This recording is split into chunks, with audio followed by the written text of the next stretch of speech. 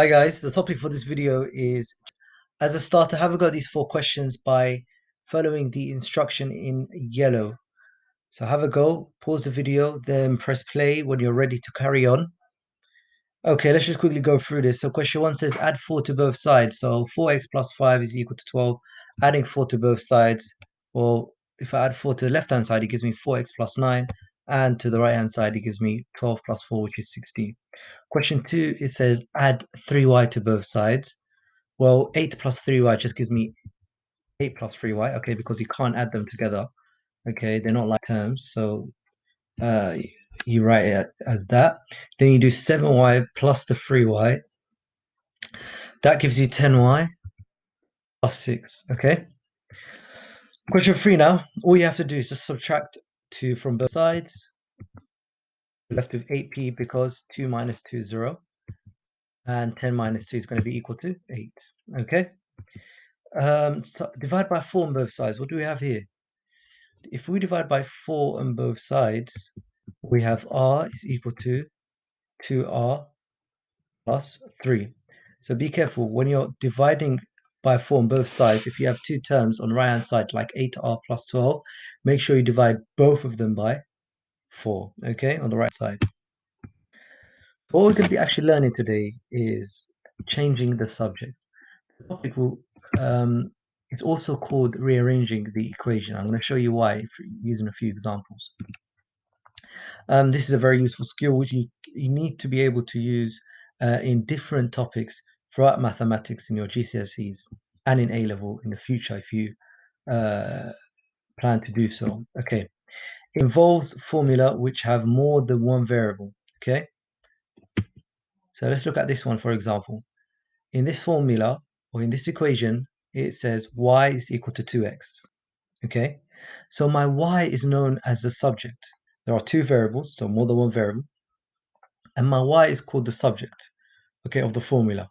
The reason why it's called the subject is because that y is a variable without a coefficient. It only has a coefficient of 1, but it's just a variable alone by itself, okay? So y is equal to 2x. This is because you are being given y in terms of x. Does that make sense? That is why y is the subject of that formula. It is possible to rearrange the formula to give x in terms of y. So we could do it the other way around. I can make x the subject now. How can I do that? This is called changing the subject. So let's see what we can do. To make x the subject, you need to rearrange the formula to get x on its own. That's what we want. Basically, when it says make x the subject, what it's asking you to do in simple terms is just make x, find x by itself, basically. So think of it as solving an equation, okay?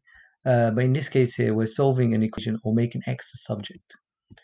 So y is equal to 2x. I want x by itself, but there's a coefficient of 2 in front of the x. How can I get rid of that 2 in front of the x? Well, you need to ask yourself, what does 2x mean?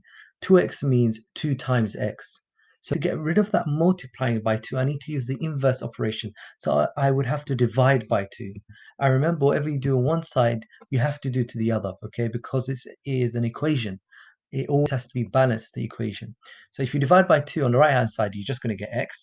And if you divide by 2 on the left-hand side, you get y over 2. So y divided by 2, you can just leave it as fractional form, y over 2. So x is equal to y over 2. Okay? So I made x a subject now. So I found x in terms of y.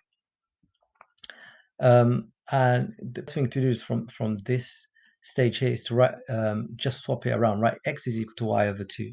So you make x the subject because the subject always comes first. Okay? This one now, a is equal to 3b minus 1. So to make b the subject, you need to rearrange the formula to get b on its own. So a is equal to 3b minus 1. If I add 1 on both sides, okay, I get a plus 1 is equal to 3b. Now, I just want b on its own. I need to make b the subject. So b has a coefficient of 3. So 3b means 3 times b. Now, if the b is being multiplied by 3, well, what is the opposite of multiplying by 3? It is going to be dividing by 3. And remember, wherever you do on one side, you have to do to the other. So we're going to divide both sides by 3. 3b divided by 3 gives me just b, and a plus 1 divided by 3, we can leave it as a fraction. A plus 1 over 3 is equal to b. And there you go. I have made b the subject, and then in your final step, you can just switch them to around so that the subject comes first. So b is equal to a plus 1 over 3. This one now, what I would like you to do, using the example before, pause video, have a go, and make n the subject now. Okay, m is equal to 7n plus 5. Okay, so I need to make n the subject, so I need to rearrange. I want n on its own. So what can I do? Subtract 5 from both sides first. So m minus 5 is equal to 7n. And the reason why we subtract 5 from both sides is because I want to get rid of the plus 5. Anytime you want to get rid of something, okay, you need to use the inverse operation. And the reason why we're picking out plus 5 is because we want the n on its own. So anything next to the n, okay, that plus 5 and that 7 next to the n, we need to try and rearrange that. We need to try and get rid of that. And the way we can get rid of that, okay, is to use the inverse operation. So the inverse of adding 5 would be subtracting 5 from both sides. So that leaves me with m minus 5 is equal to 7n. But still, I haven't made n the subject because there's a 7 in front of the n. So the n is being multiplied by 7. I will need to divide it by 7, okay, using the inverse operation. But if I'm divide the right hand side by 7, I need to divide the left hand side by 7 as well. So I'm going to divide both sides by 7. That gives me m minus 5 divided by 7. Remember what I said, just leave as a fraction. M minus 5 over 7, okay, is equal to n. And there you go.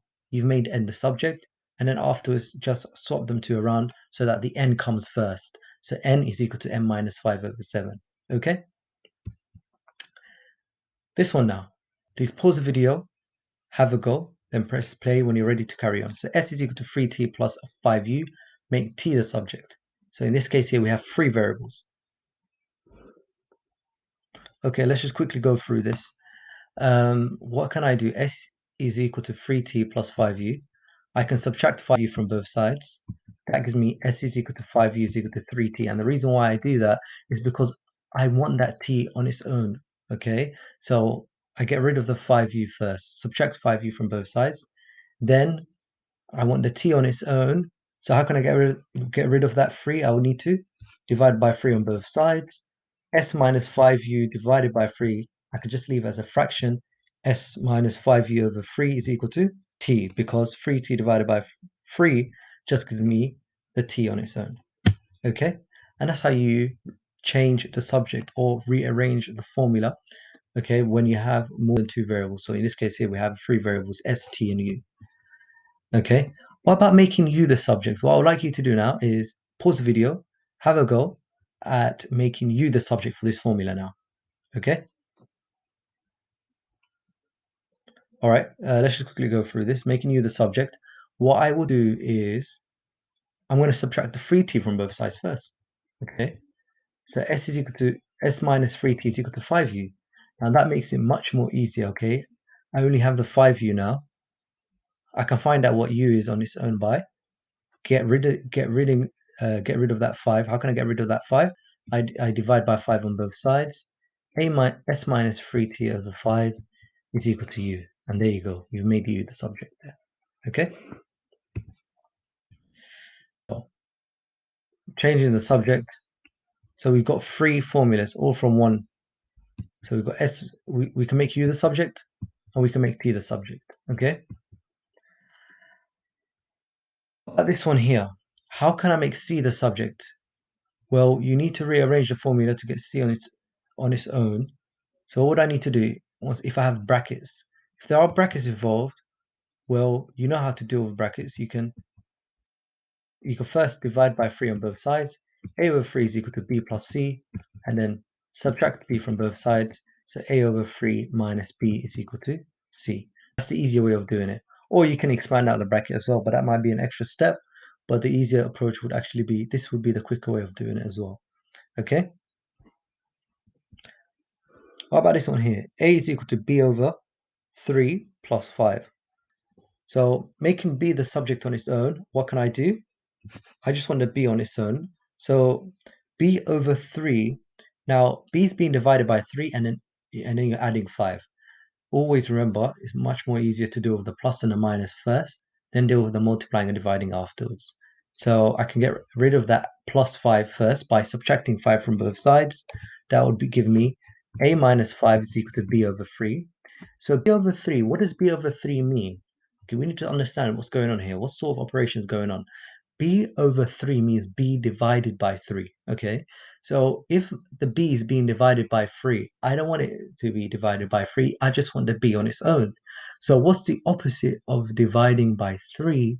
It is multiplying by 3 on which side? On both sides, okay? So you have to multiply by 3 on both sides. We can use brackets 3, A minus 5 is equal to B.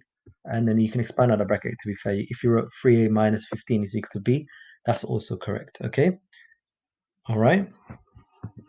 What I would like you to do now is rearrange these equations here. So please pause the video, have a go, then press play when you're ready to carry on. Okay, so b plus 4 is equal to a. Making b the subject will give you a minus 4 because we subtract 4 from both sides. 4d is equal to c. So making d the subject, you divide by 4 from both sides. So it will be c over 4. Remember what I said? When you're dividing, you could just use the fractional form, okay, because that line in a fraction means divide. M minus 3 is equal to 4k. So making m the subject, you just add 3 on both sides, and that'll give you 4k plus 3. Okay? One more now.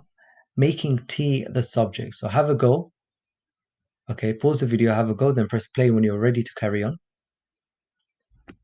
Okay, let's just quickly go through this. We can, first of all, expand the bracket. So 5 times 2 first gives me 10. Then 5 times t gives me plus 5t is equal to w.